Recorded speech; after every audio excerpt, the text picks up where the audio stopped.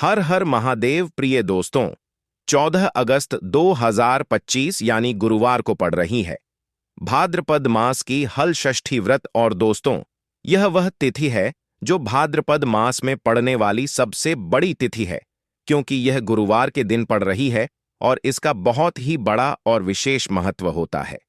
पूज्य गुरुजी ने कहा है कि अगर कभी भी मौका लग जाए और भाद्रपद महीने की गुरुवार हल षष्ठी व्रत को पड़ जाए तो आप लोगों को 3 तुलसी पत्ते वाला उपाय तो अवश्य ही करना चाहिए। इन दोनों का संयोग बहुत ही कम आता है। इसी के साथ में गुरुजी ने अपनी शिव पुराण कथा में बताया है कि इस दिन आपको एक 3 तुलसी पत्ते वाला उपाय तो आपको अवश्य ही करना चाहिए, क्योंकि ऐसा दिन पूरे साल में सिर्फ एक ही बार आता है। और दोस्तों, आप सभी लोग जानते हो कि गुरुवार हल षष्ठी व्रत का अगर सबसे बड़ा कोई उपाय है तो वह 3 तुलसी पत्ते वाला उपाय है। तो दोस्तों, गुरुवार हल षष्ठी व्रत के दिन आप लोगों को इस 3 तुलसी पत्ते वाला उपाय को जरूर करना है। बहुत सारे लोग होंगे जिन लोगों ने इस उपाय को ना किया हो, मतलब पूरा साल निकल गया, उन्होंने किसी भी दिन इस 3 तुलसी पत्ते वाला उपाय को ना किया हो। पर दोस्तों, आपके पास एक आखिरी मौका बचा हुआ है, जो कि 14 अगस्त गुरुवार हल षष्ठी व्रत के दिन है। इस दिन आप लोगों को इस वाले उपाय को जरूर कर लेना है। भले ही आपने पूरे महीने भर इस उपाय को ना किया हो, पर अगर आपने इस भाद्रपद महीने के गुरुवार हल षष्ठी व्रत के दिन अगर इस वाले उपाय को कर लिया, तो आपको इस उपाय को करने का वह फल मिलेगा जिसकी आपने कभी कल्पना भी नहीं करी होगी। इसीलिए आप लोग इस वाले उपाय को एक बार जरूर कर लेना है, ताकि आप लोगों के हाथ से यह मौका ना जा सके और आपको इस उपाय को करने का फल मिल सके। दोस्तों, यह उपाय पंडित जी ने अपनी अभी की ही श्री शिव महापुराण की कथा में बताया है। जी, इस उपाय को आज हम आपको बहुत अच्छे से समझाने वाले हैं। इस वीडियो को देखने के बाद इस उपाय को समझने के लिए आपको कोई और वीडियो को देखने की जरूरत नहीं पड़ेगी। तो चलिए दोस्तों, उपाय को शुरू करते हैं। देखिए, यह इस भाद्रपद महीने के गुरुवार हल षष्ठी व्रत के दिन यह इतना खास होता है, इतना महत्वपूर्ण होता है, देखा गया है कभी कभी बड़े बड़े पूजा पाठ अनुष्ठान से जो मनोकामना पूर्ण नहीं होते, वह भाद्रपद महीने की गुरुवार हल षष्ठी व्रत के दिन एक छोटे से उपाय करने से ही आपकी मनोकामना पूर्ण हो जाती है। और बहुत सारे लोगों ने इस उपाय को किया भी है और उनको इस उपाय को करने का फल भी जरूर मिला है। अगर आप लोग भी इस उपाय को करना चाहते हैं तो आप इस उपाय को पहले अच्छे से समझ लेना, सुन लेना, उसके बाद करना। आपको इस उपाय का फल जरूर मिलेगा।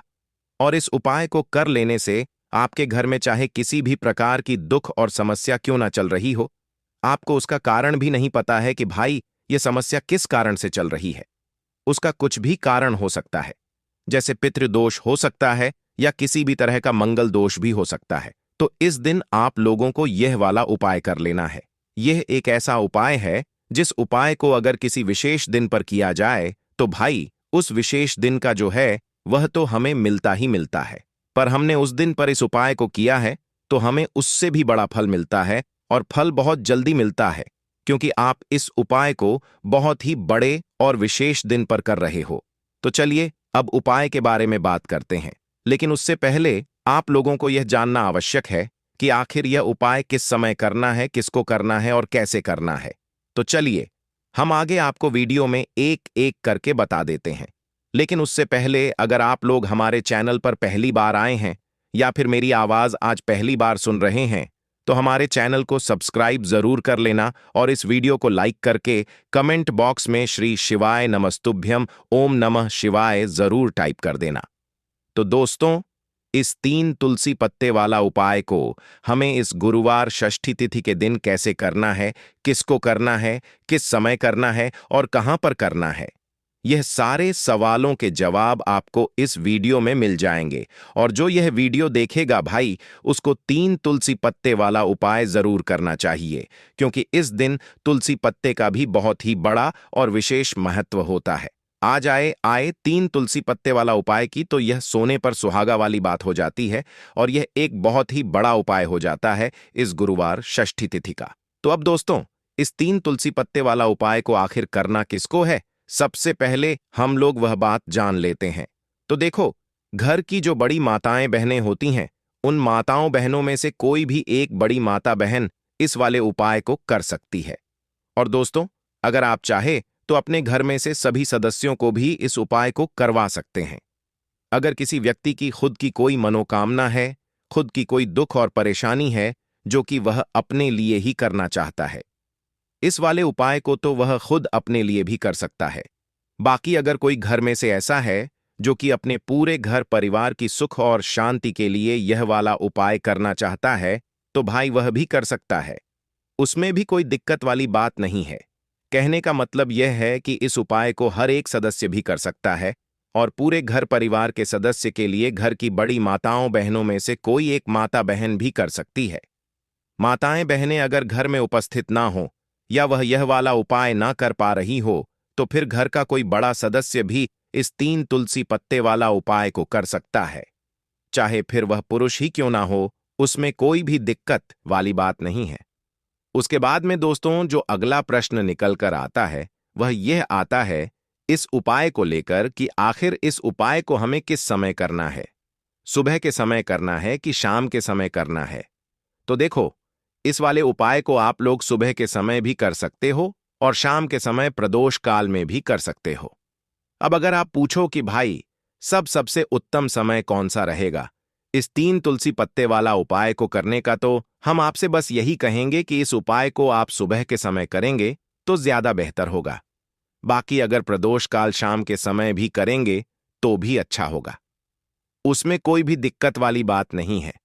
तो अब दोस्तों जो अगली सबसे बड़ी और महत्वपूर्ण बात आती है वह यह आती है कि सुबह अगर हम उपाय को करेंगे तो हमें कितने बजे से लेकर कितने बजे तक के बीच में करना है, और शाम के समय प्रदोष काल में करेंगे तो हमें कितने बजे से लेकर कितने बजे के बीच में करना है। तो देखो, सुबह जितनी जल्दी हो सके आप उपाय को करने की कोशिश करना। बाकी अगर किसी कारणवश लेट भी हो जाओ, थोड़ी देर भी हो जाए, तो 10 या 11 बजे तक भी आप उपाय कर लेना, पर 12 बजे से ज्यादा देरी ना हो, ठीक है? इस बात का ध्यान रखना। उसके बाद में दोस्तों अगर शाम के समय प्रदोष काल की बात करें, प्रदोष काल का जो समय है होता है वह शाम के 6 बजे से शुरू हो जाता है। मतलब शाम के 6 बजे से लेकर 7 बजे के बीच का जो समय होता है, यह समय प्रदोष काल का समय होता है। तो आप इस उपाय 7 बजे के बीच में भी कर सकते हो। मतलब शाम के 6 बजे से रात 8 बजे के बीच में आप कभी भी इस वाले उपाय को कर सकते हो, उसमें कोई भी दिक्कत वाली बात नहीं है। तो देखो दोस्तों, सबसे पहला उपाय देखिए, आपको क्या करना है, तुलसी जी के 3 पत्ते लेना है। अब देखो, गुरुवार षष्ठी तिथि का दिन है तो घिरे हुए पत्ते आपको लेना है, ठीक है? आप 3 पत्ते तुलसी जी के लेंगे। ये इन पत्ते तुलसी जी के आपके घर में मान पूर्ण का वास कराएंगे, आपके घर में खुशियां लेकर के आएंगे, आपके घर में धन संबंधित परेशानियों को दूर करेंगे। देखो कैसे करना है समझना। आप जैसे ही आप क्या करेंगे, 3 पत्ते आपको लेना है, साथ ही साथ आपको लेना है हल्दी, पीसी हुई हल्दी ले सकते हैं, या हल्दी की जो गांठ आती है ना, तो वह हल्दी की गांठ लेना और उसको पीस करके उसका पाउडर बना देना और उसके बाद उसका उपयोग आप कर सकते हैं। 3 तुलसी के पत्ते के साथ में लेना है 1 चुटकी हल्दी, ठीक है? अब आपको क्या करना है, सबसे पहले तुलसी जी के वहां पर आप जाएंगे। गुरुवार षष्ठी तिथि के दिन सुबह से लेकर के शाम तक, रात्रि तक जब आपकी इच्छा हो तब आप यह उपाय कर सकते हैं। आपको 3 तुलसी जी के पत्ते वहां पर तुलसी माता के सामने आपको रखना है, ठीक है? माटी के ऊपर भी रख सकते हैं या कुछ कपड़ा, लाल कपड़ा बिछाना और उसके ऊपर 3 पत्ते रखना, ठीक है? वहां पर तुलसी माता के वहां पर एक गोल बाती का दीपक आपको जलाना ना है, ठीक है? गोल बाती का अर्थात उसके अंदर घी होना चाहिए, ठीक है? यह जो दीपक होगा यह होगा भगवान विष्णु के निमित्त। अब आप यह दीपक आटे का भी ले सकते हो, माटी का भी ले सकते हो, ठीक है? अब आपको क्या करना है, दीपक आपने प्रचलित कर लिया, 3 तुलसी जी के पत्ते हैं। अब 1 चुटकी हल्दी जो है, हल्दी के अंदर थोड़ा सा जल मिलाना, ठीक है? और आप आपकी सीधे हाथ की चीठी उंगली के पास वाली उंगली, अनामिका उंगली से आपको हल्दी की टिक्की तीनों तुलसी जी के पत्ते पर लगानी है। जब आप पत्तियों पर टिक्की लगाएंगे तो ओम नमो भगवते वासुदेवाय का जाप करना।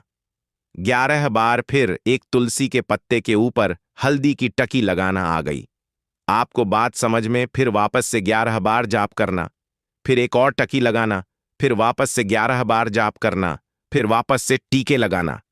देखो, भगवान विष्णु को हल्दी बहुत प्रिय है, भगवान विष्णु को तुलसी दल बहुत प्रिय है। अगर आप गुरुवार षष्ठी तिथि के दिन इस प्रकार से उपाय करते हैं, भाग्य का साथ आपको मिलता है। कई लोग होते हैं ना जो बहुत मेहनत करते हैं लेकिन उनको पर्याप्त फल नहीं मिल पाता, तो उन लोगों के लिए विशेष करियो। जिन लोगों को सक्सेस नहीं मिलती है तो उन लोगों को यह उपाय करना चाहिए। करना क्या है? स्त्री पुरुष दोनों में से जो घर के हैं, जो घर में करना चाहते हैं, वह सब कर सकते हैं।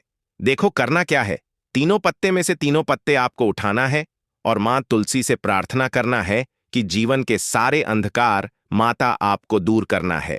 ऐसी प्रार्थना करते हुए सबसे पहला जो तुलसी जी का पत्ता है वह आपके घर में लेकर के जाना।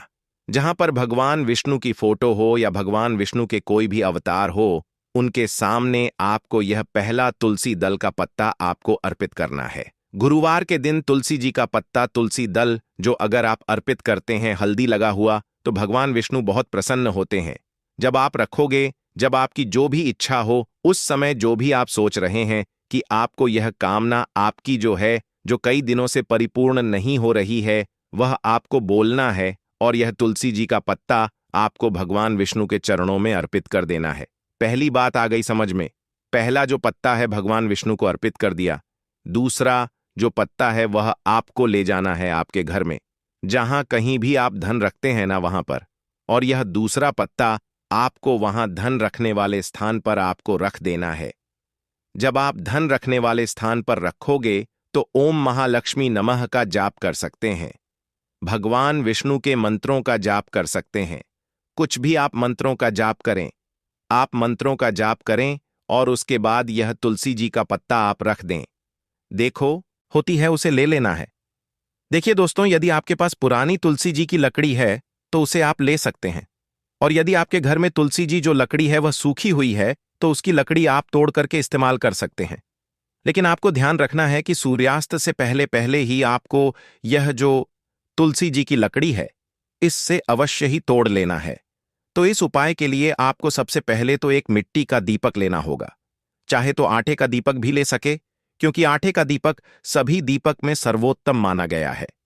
इस दीपक के अंदर आपको शुद्ध घी का प्रयोग करना होगा और इससे दीपक के अंदर आपने जो तुलसी जी की लकड़ी ली है उसे भी रख देना है। लेकिन ये जो तुलसी जी की लकड़ी है इसमें आपको चारों तरफ अच्छे से घी लगा लेना है। देखिए, गुरुजी ने बताया है कि जो तुलसी जी की लकड़ी है, यदि आप उपाय करते हैं और बहुत ही शीघ्रता से जल जाती है, तो इसके लिए आपको एक कार्य करना है। आपको थोड़ी सी रुई ले लेनी है और उस रुई को आपने जो तुलसी जी की लकड़ी ली है उस पर अच्छे से चारों तरफ लपेट देनी है। तुलसी जी की लकड़ी के ऊपर रुई लपेटने के बाद इसे आपको पूरा घी के अंदर डुबो लेना है। अब इसे आपको बाती के रूप में प्रयोग करना है। अब दोस्तों, इस दीपक को आपको प्रज्वलित कहाँ करना है? तो इस दीपक को आपको या तो भगवान विष्णु के सामने प्रज्वलित करना होगा, या फिर आपको भगवान श्री राम के सामने प्रज्वलित करना होगा, या फिर भगवान कृष्ण के सामने, यानी कि भगवान विष्णु के जो भी अवतार हैं उनके सामने आप यह दीपक प्रज्वलित कर सकते हैं, या फिर आप इस दीपक को माता तुलसी जी के सामने भी प्रज्वलित कर सकते हैं। पूज्य गुरुजी ने बताया है कि जो भी व्यक्ति इस प्रकार से तुलसी जी की डंडी से यह दीप दान कर देता है उसके जीवन में कभी भी धन की समस्या नहीं होती है। इसीलिए आपको यह पूरे साल में केवल एक बार ही मौका मिलता है। इस उपाय को करके देखना, आपकी सभी इच्छाएं जरूर पूर्ण होंगी। यह जो उपाय है रात्रि में सोने से पहले करना है। यह उपाय करते सर्वश्रेष्ठ होने वाला है। देखिए, इस उपाय के लिए आपको मात्र 5 हरे मूंग के दाने ले लेना है। देखिए, तिथि है और यह बुधवार के दिन पड़ रही है, इसीलिए आपको 5 हरे मूंग के दाने लेना है। हरे मूंग के दाने आपको साबुत लेने हैं, खंडित नहीं होने चाहिए। इस बात का ध्यान रखें। और इसी के साथ में आपको एक तांबे के पात्र के अंदर अपने घर से शुद्ध जल ले लेना है। अब दोस्तों, इन सभी सामग्रियों को लेकर के आपको सीधे पहुंच जाना है भगवान शिव के मंदिर में। देखिए, इस उपाय को भी आप सुबह भी कर सकते हैं और शाम के समय में भी कर सकते हैं। देखिए, भगवान शिव के मंदिर में पहुंचने के बाद आपके पास जो 5 हरे मूंग हैं, उनमें से पहला जो हरा मूंग है, आपको शिवलिंग के सामने जो नंदी महाराज होते हैं और उनका जो पैर उठा हुआ होता है, वहां पर आपको पहला हरा मूंग समर्पित कर देना है और आपको ओम नमः शिवाय इस मंत्र का जाप कर लेना है। फिर आपको दूसरा हरा मूंग लेना है और शिवलिंग पर जो श्री गणेश जी वाला स्थान होता है, वहां पर आपको यह दूसरा हरा मूंग समर्पित कर देना, यानी कि शिवलिंग के सीधे तरफ आपको यह दूसरा हरा मूंग समर्पित करना है और फिर आपको ओम नमः शिवाय या फिर श्री गणेशाय नमः इस मंत्र का जाप कर लेना है। तीसरा, हरा मूंग का दान आपको भगवान शिव की सबसे प्रिय पुत्री माता अशोक सुंदरी वाले स्थान पर समर्पित करना होगा। शिवलिंग की जो जलाधारी होती है, जहां से जल बह के आता है, उसी जलाधारी के बीच में जो कहीं कहीं उठी हुई लाइन होती है सांप की आकृति के रूप में, वहीं पर आपको तीसरा हरा मूंग समर्पित करना है और फिर आपको ओम नमः शिवाय इस मंत्र का जाप कर लेना है। अब दोस्तों, चौथा जो हरा मूंग है, उसे आपको भगवान कार्तिकेय जी का जो स्थान होता है शिवलिंग पर, वहां पर आपको यह चौथा हरा मूंग का दाना समर्पित कर देना है और आपको ओम नमः शिवाय इस मंत्र का जाप कर लेना है। अब दोस्तों, आपके पास जो पांचवा और अंतिम हरा मूंग बचा हुआ है, उसे जल के पात्र के अंदर डाल देना है और इस हरे मूंग से युक्त जल से आपको भगवान शिव के शिवलिंग का अभिषेक कर देना है। धीरे धीरे समर्पित करते जाना है और लगातार आपको शिव महापुराण के मूल मंत्र श्री शिवाय नमस्तुभ्यम इस मंत्र का जाप करते रहना है। फिर आपको शिवलिंग के सामने बैठकर, यदि आप अपने बच्चों के लिए यह उपाय कर रहे हैं, यदि आप अपने बच्चों की बुद्धि, ज्ञान और विवेक के लिए उपाय कर रहे हैं, तो उसके लिए आपको प्रार्थना कर लेनी है, या फिर व्यापार में वृद्धि करने के लिए यह उपाय कर रहे हैं तो उसकी कामना करते हुए आपको प्रार्थना कर लेनी है, या फिर अपनी नौकरी के लिए कर रहे हैं, या फिर अपने इंटरव्यू के लिए, या फिर धन की प्राप्ति के लिए कर रहे हैं। जिस भी कामना के लिए आप उपाय कर रहे हैं, उसे परिपूर्ण करने के लिए आपको महादेव से प्रार्थना कर लेनी है और फिर आपको वापस अपने घर आ जाना है। पूज्य गुरु जी ने कहा है कि जो भी व्यक्ति इस उपाय को कर लेता है, तो यकीन मानिए आपके जीवन की जो सारे संकट, कष्ट और बाधाएं हैं, वह सभी समाप्त होंगे। अब हम बात करते हैं तीसरे विशेष उपाय। देखो, भाग्य का साथ आपको मिले तो गुरु बृहस्पति को मजबूत करना बहुत जरूरी होता है। इसीलिए पूज्य गुरुदेव ने एक बहुत ही सुंदर सा उपाय बताया था, जो कि है पीले चावल का थोड़े से अक्षत लेना, चावल लेना। अगर आपको ऐसा लगता है ना कि आपको किसी भी चीज में सफलता नहीं मिल पा रही है, किस्मत का साथ आपको नहीं मिल पा रहा है, तो पीले चावल लेना। पीले चावल कैसे करोगे? 11 चावल लेना साबुत, उसके अंदर पीला चंदन है वह आपको मिला देना है और चावल को पीला रंग कर देना है।